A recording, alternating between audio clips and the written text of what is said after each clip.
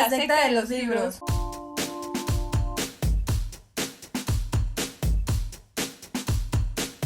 Yo soy Mariana. Y yo soy Clau, y hoy les hablaremos de 12 libros que nos han cambiado la vida.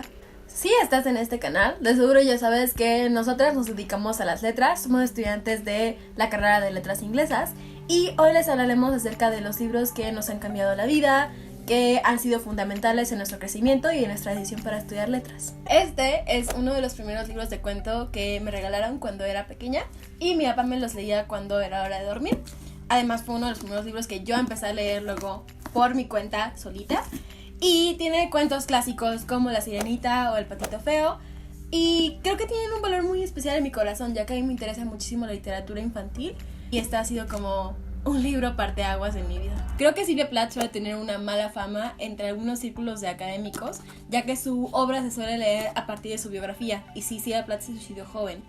Pero a mí me parece que sus poemas suelen retratar de manera muy fidedigna temas como la depresión o la maternidad obligada o el matrimonio y demás temas que suelen afligir a las mujeres. En Antígona González, la escritora mexicana Sara Uribe ofrece una reinterpretación del clásico Antígona de Sófocles. En este posiciona la historia en el México contemporáneo a lo largo de la guerra contra el narcotráfico. Además de esto, la escritora ofrece diferentes perspectivas de diferentes Antígonas, y consiguió todo esto a partir de hacer entrevistas a familias de personas desaparecidas en México. Es un libro bastante desgarrador, honestamente. Yo soy tamaulipeca y creo que este es un tema que me pega de manera muy específica y personal, pero creo que vale mucho la pena oírlo como de la mano de las víctimas. Aquí hice trampa porque técnicamente son dos libros, ¿no? Pero lo interesante es que estos dos generan una especie de diálogo entre ellos.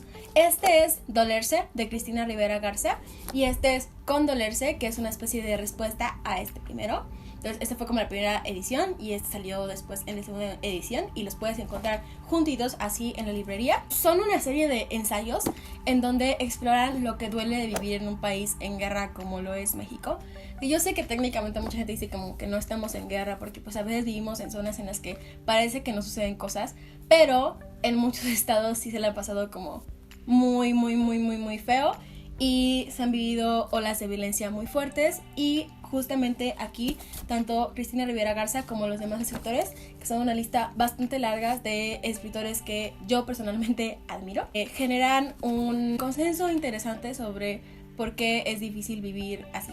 En The Bluest Eye, Toni Morrison, que para mí es una de las mejores escritoras norteamericanas que jamás han existido y que lamentablemente acaba de fallecer, ella explora temas como la belleza, pero que se encuentran atravesados por el racismo y la clase social. Además, cuestiona la relación que hay entre la bondad y la belleza y cómo se ha entendido a lo largo de los años que la negritud es igual a fealdad y por lo tanto es malvada. Todo esto lo explora a través de los ojos de una niña pequeña. Sex Object de Jessica Valenti es un poquito diferente, porque no es como los otros textos, no es una novela y no es una colección de cuentos y no es un poemario, sino que es una memoria. Esto quiere decir que la autora habla de puntos importantes en su vida que giran alrededor de un eje, que en este caso es la violencia de género, que es algo por lo que muchas mujeres pasamos todos los días. Entonces, tiene fragmentos de parte de su vida cuando era adolescente, cuando es mujer adulta, cuando tuvo un aborto, etc. Y habla de violencias normalizadas, ¿no? Entonces, como mansplaining o como cosas que a veces como que no las podemos detectar porque no son confrontamientos físicos como tal, pero que están ahí. Este libro me ayudó mucho cuando empecé a vivir una vida más de adulta y me tuve que enfrentar mucho más al acoso callejero y a condiciones un poquito feas en lugares de trabajo o en la escuela. Creo que es un gran texto tanto para las mujeres como para los hombres para generar empatía.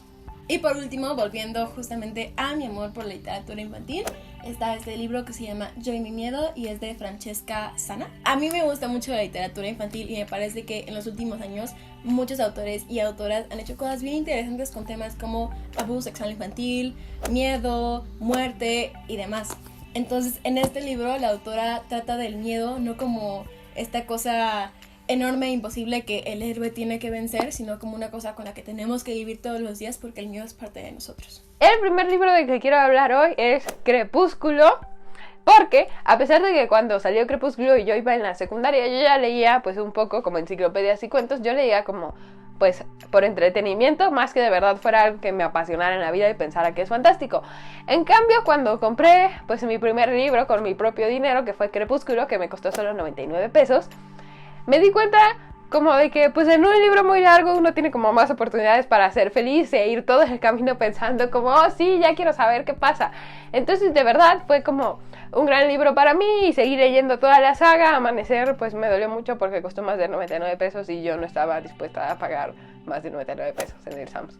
Pero pues bueno, ya empecé como a tener más libros y a crear mi pequeña biblioteca y disfrutar mucho todo el camino, y me metí al club de lectura y siento que si Crepúsculo no hubiera entrado en mi vida, chance me hubiera tomado un poco más de tiempo. El segundo libro del que les quiero hablar es El general en su laberinto de Gabriel García Márquez, porque pues yo leía como Crepúsculo, ¿no? Y de ahí me fui como a varios Young Adults y leía como muchas traducciones. Entonces El general en su laberinto fue el primer libro en español, como, pues no el primer libro en español que leí, pero pues como que me hizo darme cuenta de que el español era un idioma pues muy bonito y de que había cosas que no íbamos a lograr con traducciones, ¿no?